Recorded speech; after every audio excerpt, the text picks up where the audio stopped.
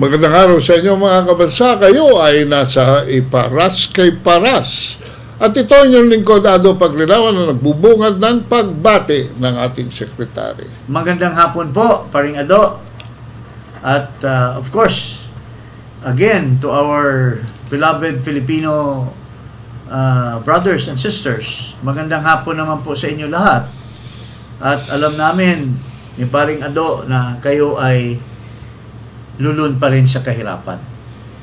And ang ating mga kababayan ay hindi pa rin ligtas sa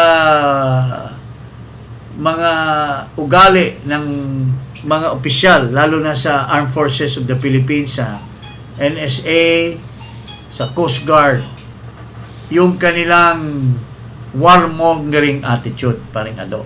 Pati PNP. Pati PNP na hanggang ngayon nasa kanilang pag-iisip pa rin. Tsaka NBI. Ang pag-iisip, nasa kanila pa rin ang pag-iisip na kalaban ang China. At kailangan na magkaroon ng distansya ang China sa Pilipinas. Pare, ano bang masasabi mo tungkol dyan? Can you give us before we embark on the new US foreign policy? Noong Enero 2023, dumalaw po si Bongbong Marcos sa China. At nangako si Xi Jinping sa kanya ng tremendous economic aid to the tune of 23 billion US dollars. Bukod pa yung trade, bukod pa yung tourism, bukod pa yung investments, bukod pa yung infrastructure. At pagtutuloy ng mga programa ni Duterte. Yan po. Pero, wala pa isang linggo pagbalik niya, February 2, 2023, bigla pong inauthorize ni Bongbong Marcos ang pagpirma sa 4 na more EDCA bases. At hindi lang niya pinirmahan yon, pinatigil niya lahat ng bilateral consultations with China. Kaya hanggang ngayon po, ito, hindi tayo makaugaga sa inflation, wala tayong panlaban dahil walang trade, walang turismo, walang investments, walang malaking new money coming from China. So, ibig sabihin, Paring Ado, noong pumunta si Marcos sa China, the Chinese government, through Xi Jinping, has offered economic packages. Continuity. Economic packages and diplomatic and a good diplomatic relations. Pero noong pagbalik niya, I think, if I recall, pumunta siya sa Amerika.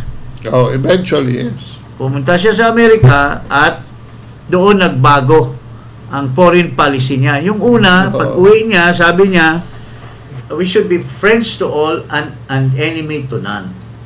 Diba? Yun ang sinasabi niya. Pero, nung pumunta siya sa Amerika at nakipag-meet siya kay Biden, following your statement, nagbago na yung kanyang paningin sa foreign policy. Nagiging enemy na to China and friend to the United States. Hanggang ngayon. Hanggang ngayon. So, ngayon mga kababayan, nagbago ang presidente ng Amerika. Si Donald Trump na, at nung isang araw ay nagkaroon na ng turnover of power. And ang presidente na ngayon ay si Ginoong Trump. At klarong-klaro, kontra rito sa mga pinagdadaldal ni Ambassador Romualdez at itong PCO, si Chavez, na hindi daw ugali or hindi daw practice na mag-imbita ng mga foreign head of states sa inaugural ay hindi po totoo at walang katotohanan. As a matter of fact, mga kababayan, inimbita ng ating kaibigan si Trump ang Pangulo ng Italy, babae, Meli, ang Pangulo ng Argentina, ang Pangulo ng Prime Minister Orban ng Hungary, at lalo na ang Pangulo ng China. Makikita natin dito sa report ng CNN kung gaano ka open si Pangulong Trump sa relasyon ng China na magkaroon uli ng magandang pagsasama ang United States at ang China. Makikita natin po dito sa report ng CNN. Extraordinary diplomatic moves by Chinese President Xi Jinping. A phone call Friday with Xi and President-elect Donald Trump. I have a very good relationship with President Xi. We have been communicating with each other. The phone call seen as a rare public signal of Xi's willingness to work with Trump, an unusual move by China's leadership. Adding to the diplomatic gesture, Xi, for the first time, sending Vice President Han Zheng to Washington for Monday's inauguration. Han, the highest-ranking Chinese official ever to attend a U.S. presidential swearing-in. Trump's return to the White House is a trending topic on Chinese social media. People are calling the latest SpaceX Starship explosion a fireworks celebration for Trump from his friend Elon Musk. China's admiration for Trump comes with an ironic twist. On social media, he's nicknamed Nation-Building Trump, a reference to how his divisive policies and personality, along with his focus on China, propped up Beijing's global standing. Also, comments like these: "The Dragon King is coming back." The official photo of American Empire's King Trump. Don't worry, TikTok is the home base for Trump. He won't ban it. These Chinese kids are even learning to dance to YMCA. Village People are on Trump's inauguration performance list. Trump's popularity in China is a cultural phenomenon. His likeness has appeared on Lunar New Year items, from a Year of the Dog statue to a Year of the Pig shirt. Now, Trump is being called, jokingly, the king who knows everything, a nod to this popular new MAGA hat. It would seem na China and the Philippines China and the United States of America, if I may, would really have a very good relationship. Kasi restarting on a new pareho yung kanilang hangarin economics and talagang magkakaroon ng exchange. So if they have a very strong ties or they have very strong economic ties, are we going to think of a war that will be going on between China and the US and the United States? What happens now to this warmonger in the Philippines after the assumption of Trump? Tingin ko pare, nabubutata ngayon ito si Teodoro, ito si Anyo. Nangangalib sila. Lalo na yung kaibigan mong sobrang madaldal. Sino ba yon? Yung taga Coast Guard? Si Jay Tariela. Ang kamukha ni Laila de Lima. Oh. So, mga kababayan, yun po. At ito po ay pinatunayan na ang Amerika will not be too much concerned with the militarization. What they are inclined to have dealings with the Philippines is more of economic development. Ito po ay pinatibay itong argument na ito that they will not be concerned more on militarization but rather on economic relationship. Ito po sa itong magiging State Department head or Secretary of State ng Amerika during his confirmation, si Marco Rubio, ito po yung sinasabi niya na nung tinanong siya ng isang Democrat senator na bata-bata ni Biden na sinasabi maganda daw yung relationship, may mga military exchanges between the Philippines. Sinasabi ni Rubio that would now change. Ito po, pakinggan natin si former Senator Marco Rubio, but who is now the Secretary of State of the United States of America. My theory of the case here is that not that China has decided that its risk appetite is higher, but rather that the things that they are doing are not so risky at all. And that's because we have not been in a position to impose consequences. And I think one of the places where we have a good and growing partnership, and obviously bilateral economic and treaty obligations, is the Philippines. And in addition to the Enhanced Defense Cooperation Agreement, and in addition to the Luzon Corridor economic partnerships, I'm just wondering how you see that growing democracy, one of our best allies on the planet, how you see that as strategically important for the United States? Well, I think it's important. First of all, it's always been strategically important for the United States. Obviously, our military presence there diminished greatly as a result of some of the decisions that were made within the Philippines. But now you see a willingness to see us return. Look, we're not looking to militarize the Philippines, and this is not. I think it would be a mistake to solely view it as a security arrangement. There are long ties between the United States and Philippines that date back to 1899 in the Spanish-American War, and so I think it's important to build on that as well. I think there are real economic opportunities that we should be exploring, and so it's one that we need to show us commitment. If I'll be frank, I think where this kind of fell off was, and I'm not getting involved in internal Filipino politics, but I'm telling you, during Duterte, it was a little tougher to work with them, and obviously there's some issue going on there internally as well. I'll leave that to their electorate and their politics to solve. So I think to the extent that over the last few years you have seen a reinvigoration of American interests, it's not simply driven by the fact that the Chinese are harassing them. It's also driven by the fact that there's been a more welcoming attitude towards our posture and our position there. And that's one that when that opportunity presents itself, we should embrace, but then we need it to show results so that it becomes enduring. In essence, when your engagement with a country leads to economic development, whether it's outbound U.S. investment in the Philippines or what have you, then that becomes enduring. Then it makes it difficult, no matter who's in charge, to walk away from the alliance, because the alliance is more than just military and a military presence. It also involves jobs and businesses and investment and economic opportunity. And we need to look for ways to emphasize that. I think it would be a mistake to simply view it as a military or defense alliance. Substantial to. Very clear po ang outlook ng Amerika. They will demilitarize, but they will still continue a good relationship with the Philippines, but more on economic relations.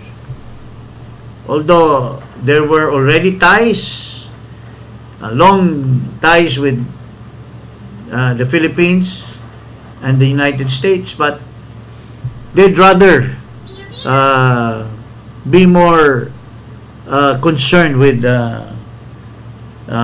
economic development in the Philippines. At nakita ko parang alam niya kung ano nangyayari sa atin dito economically.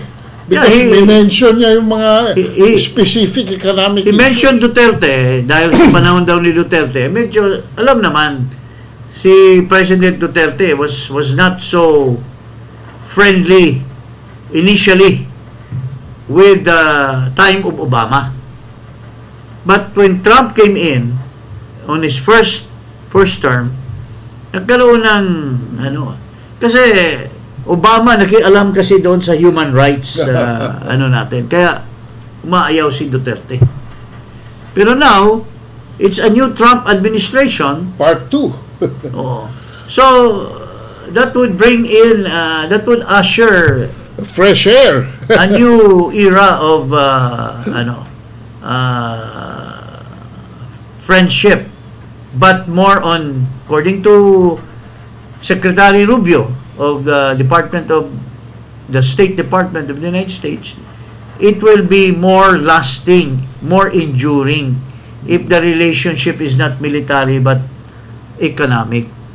So, tingin ko, in line with Trump's foreign policy na ayaw niya ng gera, gusto niya ng peace sa lahat ng sulok ng bansa or ng mundo,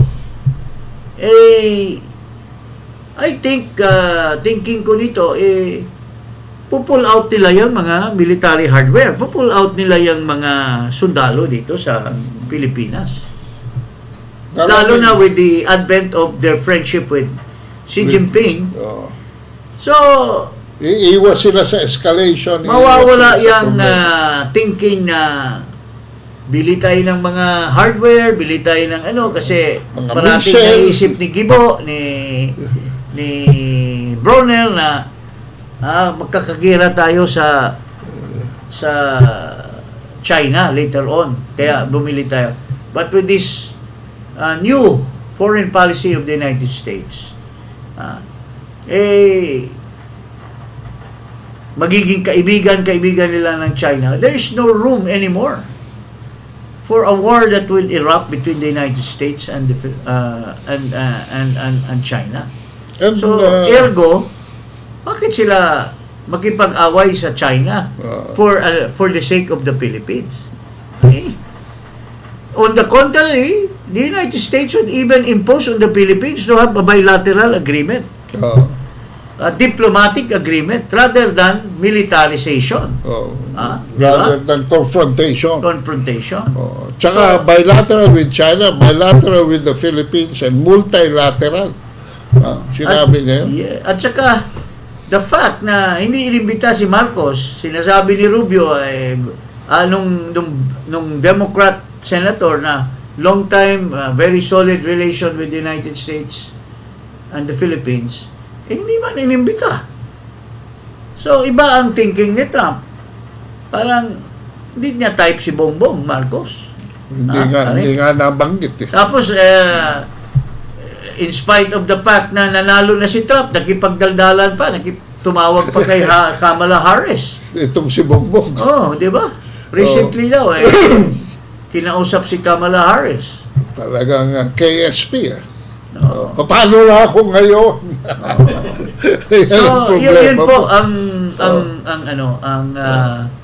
ang magiging dynamics ng ating relationship with the United States. Paano ka ngayon, Ricky Manalo, Secretary of Foreign Affairs?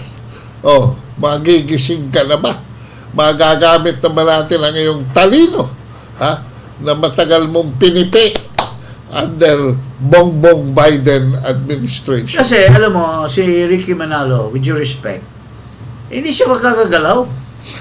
Kasi ang utak pulbura Pulbura. nitong Bongbong at itong mga minions niya sa armed forces ay gustong parating labanan eh. When in fact, si Ricky Manalo was already undersecretary during the time of Duterte, and he knows very well that the relationship during the time of Alan Cayetano as secretary and even the time of Yasay, maayos ang relationship ng Maayos. Philippines and China. They were more diplomatic ties rather than skirmishes in the West Philippine Sea, or better known as the South China Sea. So, yun po ang mga nakikita natin na maiibsan ang kaba ng ating mga kababayan na parating pinapakaba nitong mga kumag na ito na walang iba kung iniisip gera, bili ng mga ammunitions, bili ng mga panggera at saksakan ng mga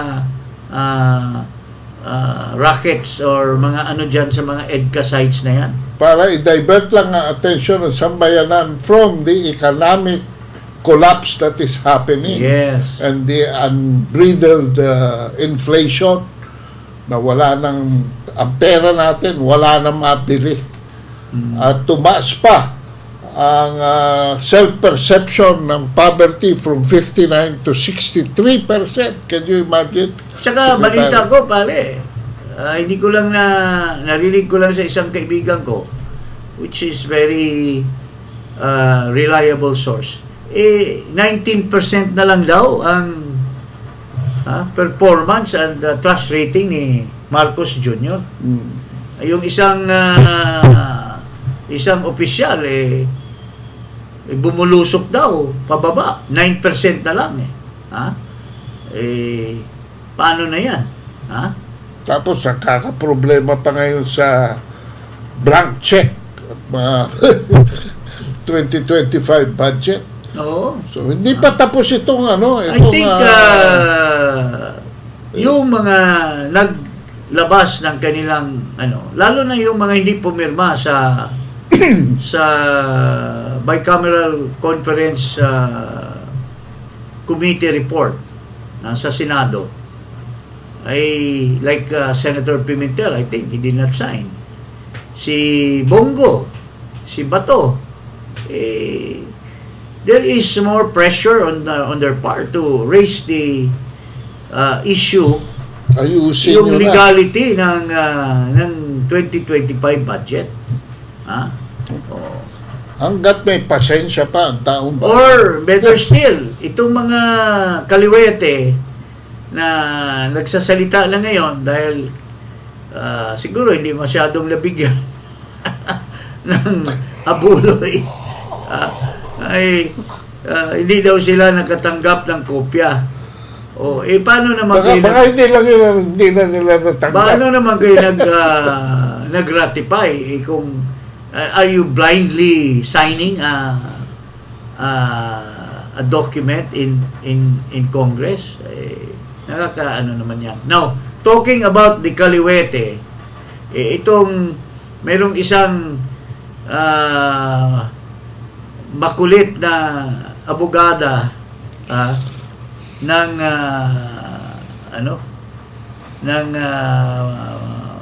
mga Kaliwete, a person by the name of Conti, kung ano-anong mga dinadaldal tungkol sa ICC. Ito, pakinggan natin ito si Conti and we will make a comment on this regard. Una, doon sa kung tumutulong ba ang gobyerno ni Marcos sa ICC investigation, sabi kasi nila, hindi.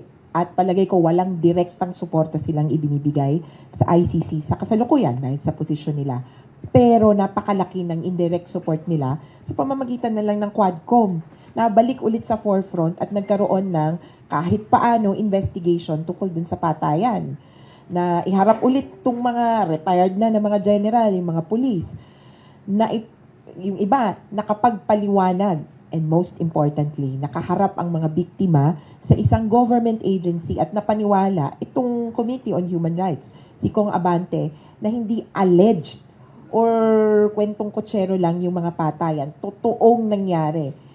At mayroong pagkilala na itong mga human rights violations na ito ay merong kasalanan ang gobyerno. Kung hindi man direktang pinapatay, si Duterte na rin may sabi mismo kill them all. Kung hindi man direktang pinatay, in-encourage, or on the other hand, this government has the responsibility to investigate these killings. And the 7,640 dead in police operations, walang naging maayos na investigasyon. Paano pa yung umaabot ng 30,000 na pinatay ng unknown perpetrators? Lalong walang nangyari doon. Kaya yung Quadcom is an indirect assistance to the ICC, clearly. Pag nagsasabi nito, puro na obsolete Unang-una, Marcos would not want the government to, aid the ICC. Pangalawa, we have existing democratic government, a judicial system that is functional. In fact, ito pa rin mayroong isang US Senator. In-emphasize niya ito kasi kung naalala mo, pinapadakip ni ICC, ni Karam ba yun? Yung inimbestigahan na ng rape na ICC judge, Kiram or something like that, sinabi hulihin si Putin. Ngayon pinapahuli niya yung Israel. O ito yung comment ng isang American senator tungkol sa ICC. Anong sinasabi niya? Na walang jurisdiction ang ICC sa mga countries, mga bansa na may active democratic government, democratic system, and lalo na pag there is judicial system. Pakinggan natin ito si Senator. Let me talk for a minute about the International Criminal Court. Look, as you know, we've got real problems there. The court originally was intended, at least from our point of view, to be a court that focused on international crimes that were committed by people from countries who did not have a robust democracy nor a robust judicial system that held its own people accountable for crimes. The court's gone beyond that, obviously. They are not only focusing on people who aren't accountable elsewhere, but they're also focusing on people who come from countries that solve their own problems, like the United States of America and like Israel. The most recent obvious thing that flowed from that was the indictment on the same day of Netanyahu plus a Hamas character. Any court that is a court of law has to be able to recognize good from bad. And when you try to indict two people and show some type of moral equivalency in that regard, they're just barking up the wrong tree. And I think, unfortunately, we're going to have to rein them up. Your thoughts on that? Well, I think the ICC has done tremendous damage to its global credibility. First of all, it is going after a non-member state on the claims that I believe, in fact, I think just in the last 24 hours, the Israeli High Court filed an appeal before the ICC, even though it's not a member state. And I saw some of the filings from the prosecutor, Mr. Khan, was involved in that process. And he argues that they have the right to go after non-members for their activities within the confines of member states in this case. And I think, first of all, the whole premise of his prosecution is flawed beyond the process of it and the precedent that it sets, which is a very dangerous precedent for the United States of America, by the way, because this is a test run. This is a trial run to see, can we go after a head of state from a nation that's not a member? If we can go after them and we can get it done with regards to Israel, they will apply that to the United States at some point. And in fact, there have been threats to do so in the past. But the premise of the prosecution itself is completely and utterly flawed. As you said, they went ahead, I think they also went after Sinwar. Well, number one, Sinwar didn't travel around the world. He's not with us any longer. But he didn't travel around the world, was at no risk of being apprehended. Very clear yung sinasabi ni Senator at saka yung response ni obsolete yung ICC as far kasi they have gone beyond their purpose, which was to investigate persons or people or head of state who were involved in crimes, international crimes against humanity. Crimes against humanity. And it is only effective or they can have their jurisdiction when such state or nation does not have robust democracy or functioning judicial system. Pero dito sa nakakatawa nga itong konti na ito look alike ni De Lima ito tingin mo, di ba? Magkamukha sila ni De Lima. Kung ano-anong pinagdadaldal kinasite pa yung Quadcom alam naman na palso yung Quadcom na yan Unang-una, how can you base your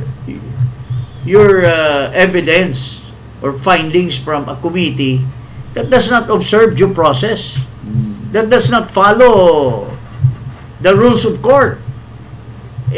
when you talk of judicial, ito, in aid of legislation lang, tapos pumapalo-palo siya doon sa Quadcom, pinipraise pa niya si Atras Abante.